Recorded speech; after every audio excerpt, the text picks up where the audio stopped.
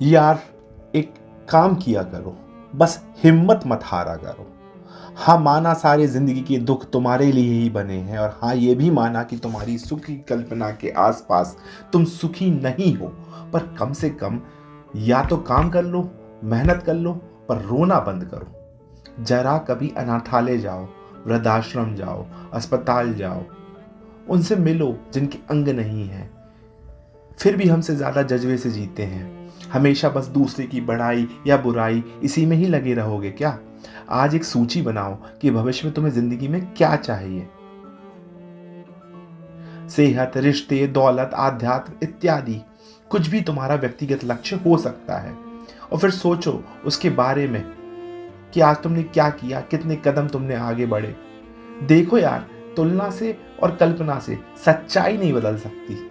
भूख को खाना चाहिए और प्यास को पानी। यार अब मैं तुम्हें अपने संघर्ष, अपनी आप बीती सुनाकर, अपनी मुंह जुबानी, अपनी ही बड़ाई करने जैसा छोटा काम तो नहीं करने वाला, और ना ही किसी की समृद्धि और सफलता की कहानी सुनकर या सुनाकर तुम्हारा और मेरा दोनों का समय व्यर्थ भी नहीं करने वाला। भाई सीधी सी बात है कि मान लो कि तुम्हें कैंसर हुआ है, और अगर ऐसा तुम्हें पता चले, कारण तुम्हारी लापरवाही या कर्म या किस्मत, कुछ भी नाम दे दो, उस पर पश्चाताप से तुम सही नहीं होने वाले हो क्या?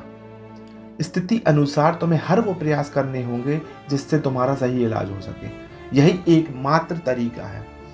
अब सब करने के बाद भी हो सकता है कि तुम बच नहीं पाओ, मर जाओ, पर कोई विकल्प है क्या? प्रयास ही अकेली आशा होती है। दुनिया का एक नियम अपने दिल में बिठा लो, जो लोग तालियां बजाते हैं ना, वही लोग गालियां भी देते हैं। दुनिया सिर्फ एक भ्रम में जीतती है और अपनी सुविधा अनुसार उसमें मनोरंजन ढूंढती है। तुम्हारी बुराई करने वाले और तुम्हें पागल कहने वालों से अच्छा मार्केटिंग मैनेजर, वह भी निशुल्क, नहीं हो सकता तुम्हारे लिए। ऊपर वाले ने इंसान को ऐसे बनाया है कि उसकी शक्ति और क्षमताओं से ज्यादा कभी कष्ट आ ही नहीं सकते। ऐसा तुम्हें लगता है कि तुम्हारे साथ ही क्यों होता है, बस दूसरों का तुम्हें पता नहीं चलता। जो लोग तुम्हारे विचारों को जहरीला करें, तुम्हें नीचा दिखाएं, तुम्हारे अहित के बारे में सोचें, उनसे दूर हो जाओ, पर उन पर नजरें जरूर रखो। ऐसे लोगों से जुड़ो जो तुम्हें एक सकारात्मक नहीं पर प्रगतिशील ऊर्जा दे। सबको सब कुछ बताना या सबसे सब कुछ पूछना जरूरी नहीं। भूल जाते हो तुम कि तुम्हें लिखना अक्षरों के ज्ञान से आया और मात्राओं की समझ से, और सबसे ज्यादा समय उसी में तुम्हारे शिक्षकों और अभिभावकों ने तुमसे उसमें लगवाया ताकि तुम्हारी लिखाई सुंदर हो और कोई आसानी से उसे पढ़ पाए। याद रखो, संघर्षों का समय ही एकमात्र समय है जब तुम्हें ईश्वर से करीब होते हो। अगर सिर्फ सुख सुख में जीते तुम तो ईश्वर का अस्तित्व ही समाप्त कर देते अपने अहम केंद्रित अहंकार में। सच है ना?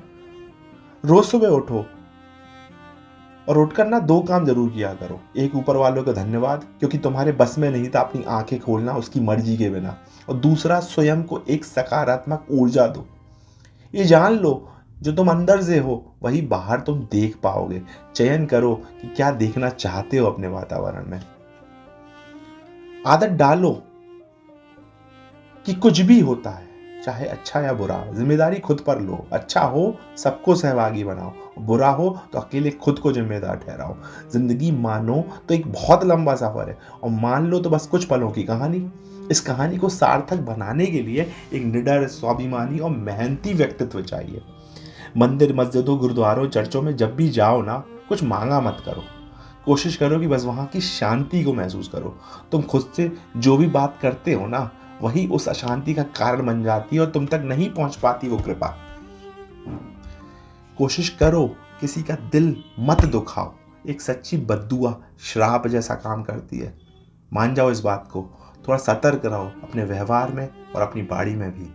देखो, मैं कोई महान नहीं, हर दिन प्रयासरत हूं और तुम्हारे जैसा ही हूं। और दिल से तुमसे बात इसलिए कर रहा हूं क्योंकि अकेले खुश नहीं हो सकता कोई, और जब तुम खुश रहोगे मेरी खुशी तो बस उपहार होगी।